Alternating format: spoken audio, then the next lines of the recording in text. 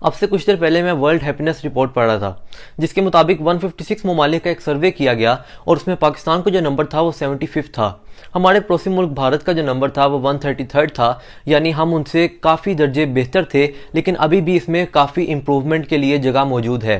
اس کے پیچھے اگر ہم وجہ دیکھیں تو ہمارے اس معاشرے میں جہاں پر ڈپریشن، انگزائٹی، سٹریس بڑھتی جا رہی ہے، اس کے ساتھ ساتھ ہماری جو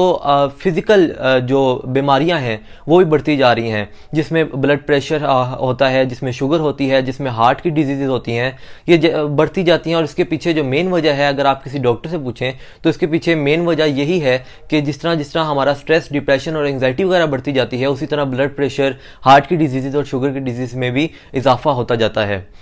اور اس سے پہلے میں یہ پڑھ رہا تھا کہ ایک چیز ہوتی ہے اسٹاپ لاس، یعنی جو ہمارے جو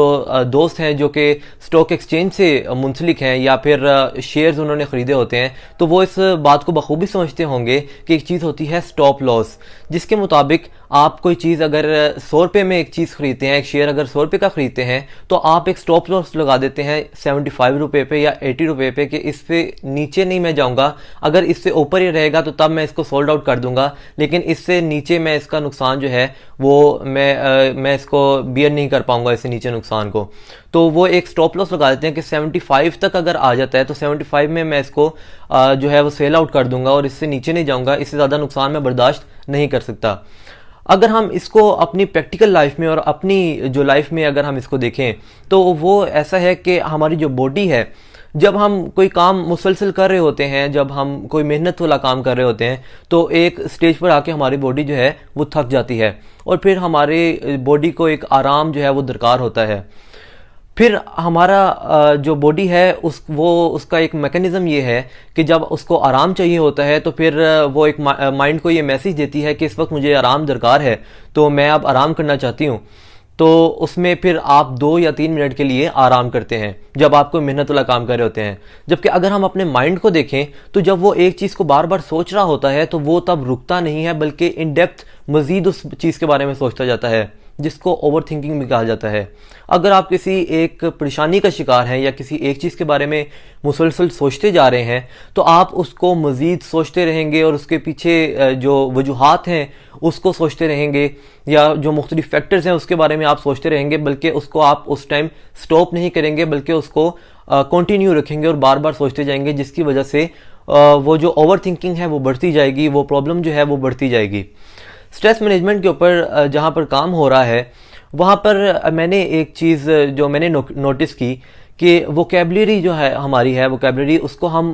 مزید بہتر بنا سکتے ہیں. جیسے ہم کبھی بھی کسی چیز کے بارے میں سوچتے ہیں تو ہم اس ورڈ کے بارے میں نہیں سوچتے، بلکہ ہمارے جو مائنڈ میں ایک پکچر اس ورڈ کے بارے میں بنی ہوتی ہے، تو ہم جیسے ہی اس ورڈ کے بارے میں سوچتے ہیں تو ہمارے ذہن میں آٹومیٹکلی وہ پکچر آتی ہے. جیسے اگر میں ابھی آپ کو کہوں کہ ایپل کے بارے میں آپ نے سوچنا ہے تو آپ کے ذہن میں APPLE نہیں آئے گا، بلکہ ایک کھانے والا ایپل آئے گا یا پھر کوئی لوگو ایپل آئے گا. اگر ہم آپ کو کہیں کہ آپ نے اورنج کے بارے میں سوچنا ہے تو آپ کے ذہن میں ORANGE نہیں آئے گا، بلکہ اورنج کی جو ایک شیپ ہے وہ آئے گی. یعنی جب بھی ہم کسی چیز کے بارے میں سوچتے ہیں تو ہمارے پاس ہمارے ذہن میں جو ہے آٹومیٹکلی اس کے لیٹرز نہیں آتے یا الفابیٹ نہیں آتے، بلکہ ہمارے ذہن میں پکچر آتی ہے. تو اسی طرح جب بھی ہم اپنے ذہن میں کوئی چیز سوچتے ہیں، یعنی ہم اگر سوچتے ہیں کہ مجھے کسی چیز کے بارے میں ٹینشن ہے تو ہمارے ذہن میں آٹومیٹکلی ٹینشن کریٹ ہوگی اور ہماری جو ایموشنز اور فیلنگز ہیں وہ اس ٹینشن سے وہ ریلیٹ کریں گی اور ہم پھر مزید ٹینشن کا شکار رہیں گے.